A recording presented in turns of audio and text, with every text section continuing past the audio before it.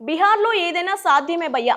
డబ్బులు డ్రా చేద్దామని ఏటీఎం లోపలికి వెళ్తే జుట్టు ఎలా కత్తిరించాలి సార్ అని బార్బర్ అడిగితే ఎలా ఉంటుంది? వినడానికి జోక్లా ఉన్నా ఇది నిజంగా జరిగిన వింత ఘటన. పాట్నా సమీపంలోని థానాపూర్లో ఒకప్పుడు ఎస్బీఐ ఏటీఎం ఉండేది. బ్యాంక్ దాన్ని మూసేసి ఆ గదిని వేరొక్కరికి అద్దెకి ఇచ్చింది. కానీ బయట ఉన్న state bank of India board తీయడం మర్చిపోయారు. అద్దెకు తీసుకున్న వ్యక్తి ఏకంగా అక్కడ సెలూన్ షాప్ పెట్టేశాడు.